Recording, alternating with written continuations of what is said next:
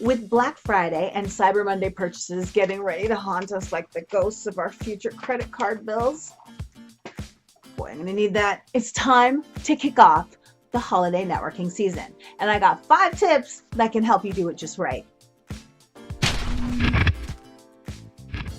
No matter what you celebrate this time of year, there is absolutely no shortage of holiday networking parties, get-togethers with friends and families, and tons of opportunity for you to build relationships and talk about things that are important to you. So, if you want to be strategic about this time of year, and trust me, you do, I have 5 tips in this video that are going to help you get there. And my first tip is simple. Make sure your online presence actually looks like you. I know this may sound crazy and so basic, but yet so many people are falling short on this one. You may not have time for an entire LinkedIn makeover, but definitely check your presence out.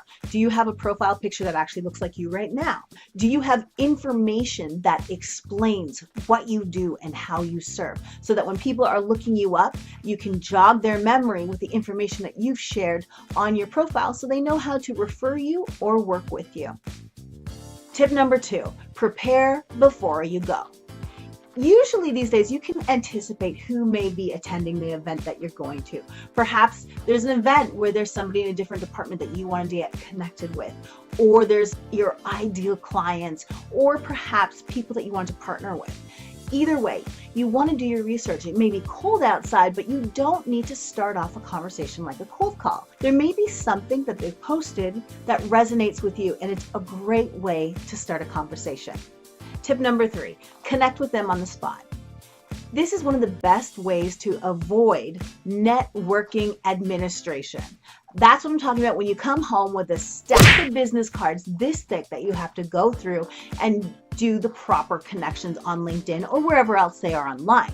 So instead of doing that, you can immediately, while you're in front of them, look them up online and say, hey, is this you? And they'll say, yeah, that's me. Perfect. And then you hit the connect button.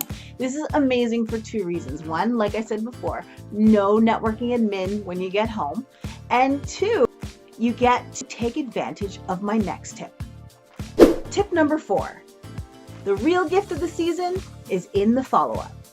So now that you're connected with this individual, one of the best things you can take advantage of is a speedy follow-up. So think about your conversation. What did you guys talk about? Is there anything that you wanted to further the conversation on? Or better yet, if you promised them something such as a link, a resource, a connection, a recipe, whatever the case may be, make sure that you do that quickly. But there might be something else you want to do as well, which leads me to tip number 5.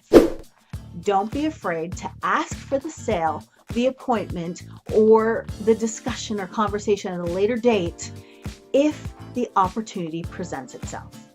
A lot of people are afraid to ask for the sale when it's at a networking event. But if the conversation went that way naturally, then it's important as a salesperson that you follow that up.